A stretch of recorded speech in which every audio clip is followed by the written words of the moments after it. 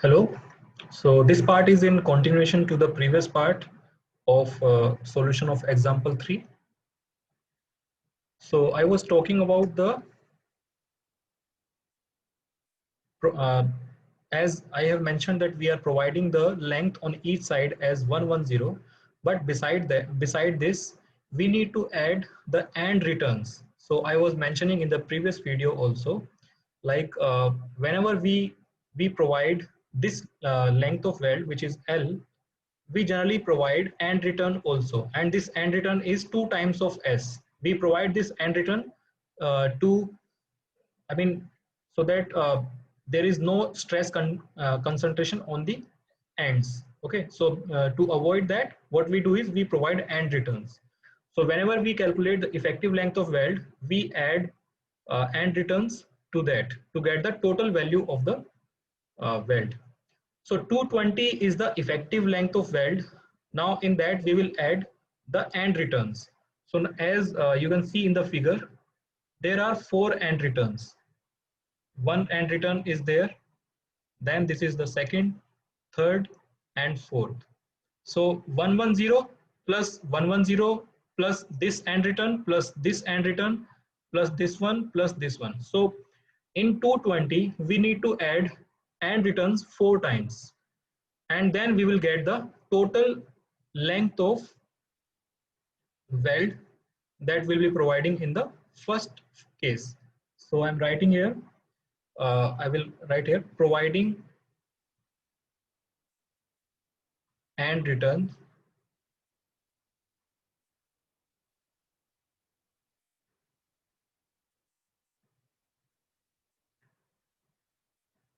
as in figure of case A. So in this case, total length of weld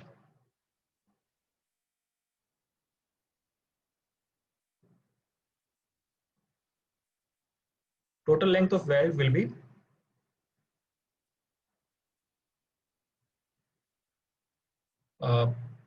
110 into 2 plus we have 4 and returns, so I will write 4 times of 2 into S. Now S is the size of weld. So as I have shown you in the lecture, so now we will calculate 110 into 2 plus 4 into 2 multiplied by S value is 3.5. So the total length of weld in case A will be 260.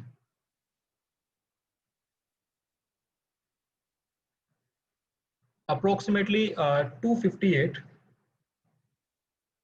sorry,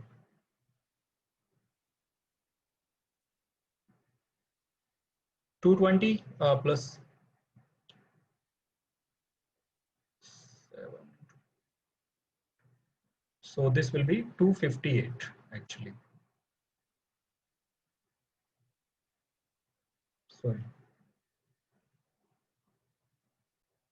Sorry, the size of weld will be 5 actually.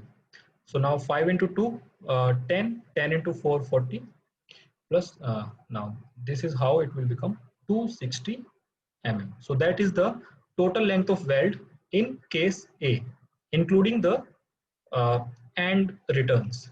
Also one thing that we forgot to check is, I am showing you that with the help of, yes, here the case side fillet weld. In it you can see, in order to control the stress concentration at the edges of the plate, the length of longitudinal side fillets should not be less than the width of plate. So here you can see uh, the length of weld along this. So it says L should be greater than the width of plate, width of this flat bar. So this we are seeing in our case.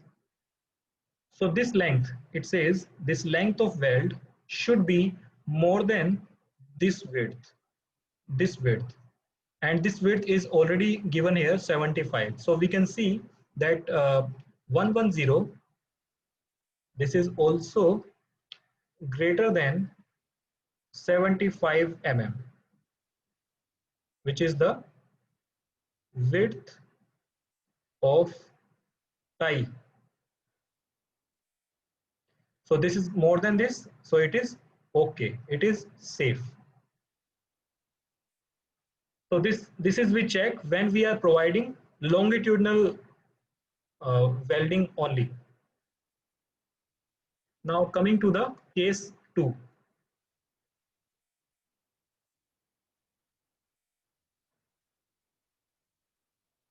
which is case B.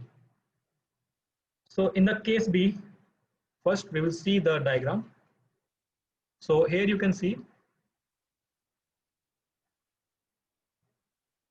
in case B, the welding is providing on 3 sides. One side is this one side is this, and one side is this.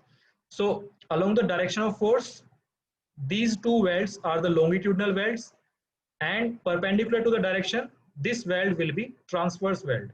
So in the second case, we are providing welding as longitudinal plus transverse. So in this case is also belong to choke welding, which means the length of effective weld will be same as we have calculated in this case. So with that, I can write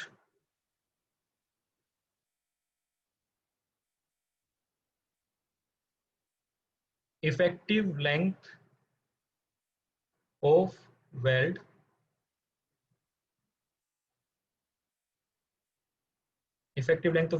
required as found in the previous case. It will be same because both of these welds are choke welding. So gamma MW will be same. So all things will be same. So that is why I'm saying uh, the effective weld will be same in this case also, in the previous case, as 220 mm. But in this case, as I'm making the same diagram here, sorry. In this case, you see, this length is definite. This length is definite, which is 75. So in 220, if I subtract 75, then the remaining length will be divided by 2. So that length will be here and that length will be here. So this is how we are providing the length in this case. So I'm writing here. So first I'm writing the weld length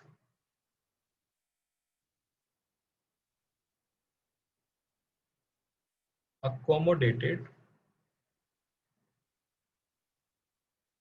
on the transverse side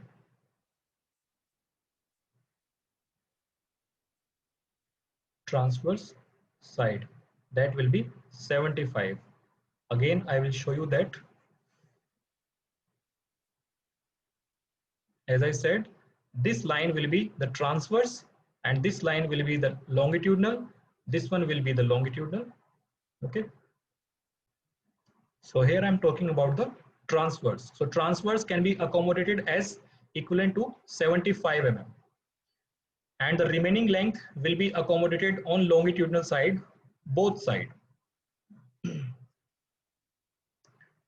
So this is 75 mm. So now the necessary overlap in this case, or I will say the required overlap,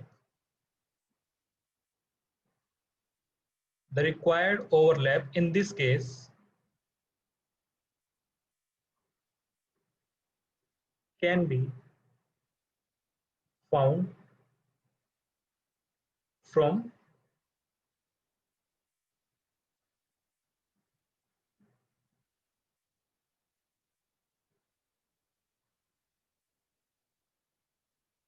total length is 220 and 75 mm we have accommodated plus 2 times of overlap. as both on both sides we are providing the this. So with this we can find out the overlap, which will be 220 minus 75 divided by 2, which I just mentioned in this case. You can see here. So this is how we got the relation. So this value will be here, this value will be here, and that will be our necessary overlap. So this will be the value of this overlap will be 72.5 mm. Approximately we can say this as 73 mm. So in the first case the overlap was 110, in the second case the overlap is 73 mm. Now beside this we need to provide the end return also. So in the second case you can see here and returns will be only on two sides because this side is filled by the transverse weld. So we are supposed to provide and returns on two sides only in the second case.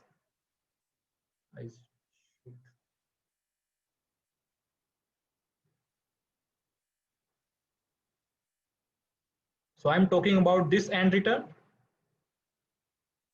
this end return and this end return. So in the second case only two end returns is there. So the total length of weld in the second case will be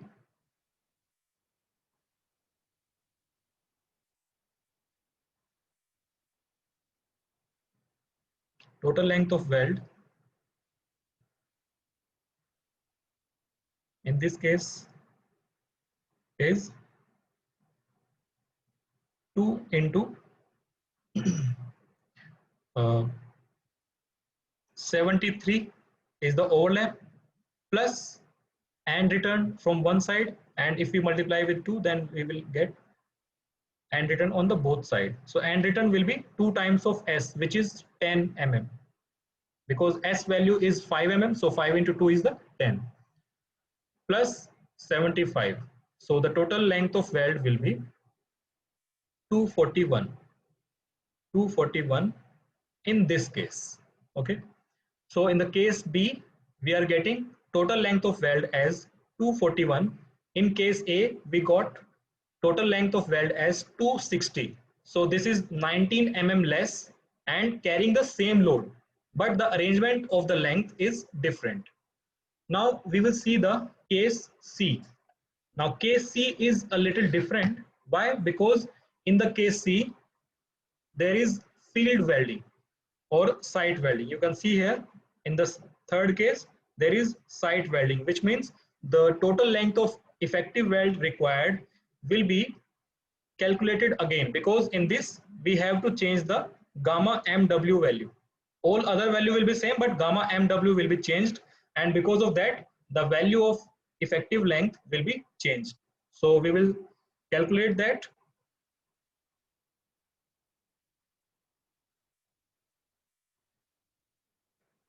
So now I'm writing case B, sorry, case C. So in case C I'm writing, in this case field weld is used,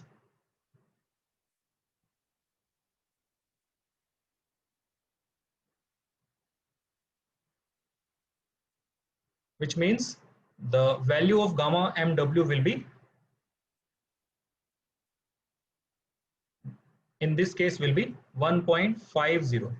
Well, in the previous two cases we were taking 1.25. In this case it is 1.5 because the welding is field welding. So we have to calculate the length of weld again.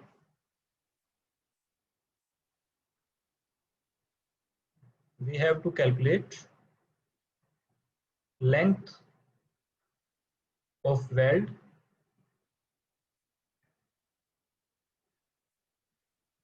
again.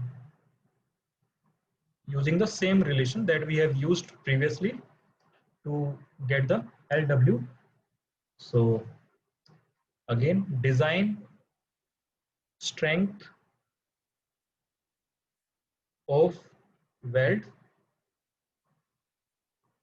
is equals to LWTE FU upon gamma MW into under root 3. Okay. And this formula will be equated with the factored load, which is 145 into 10 raised to power 3 is equals to LW will be that we have to find out actually. And throat thickness is 3.5 multiplied by 410 upon under root 3 into, now gamma MW is changed, which is 1.5. In the previous case, I have used 1.25 because welding was shop welding. In this case, it is field welding. So that is why I'm taking 1.5. And because of that, LW will be changed. So LW in this case will be 262. 262.52.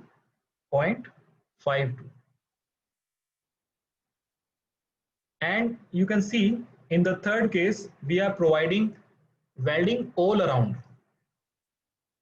So this is approximately 263 mm.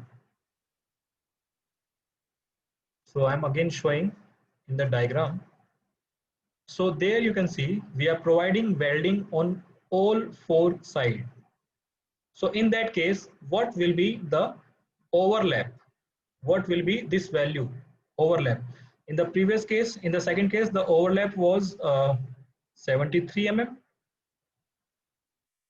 What will be the overlap in this case? Well, this is 75. This will also be 75. So overlap can be calculated as 263 is the total length is equals to 2 times of 75 plus 2 times of overlap. Why I'm writing this? Because overlap is along this side, overlap along this side. So with this, we can find out overlap.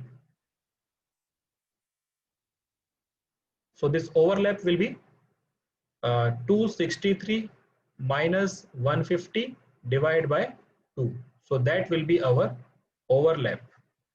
So 263 minus 150, it will be 113 divided by 2. So this becomes 56.5, approximately 57. So this is how this overlap will be here. Okay. And also in this third case, there is no need to provide end returns because all four sides are already filled up with the required welding length. So now I will write here overlap in this case will be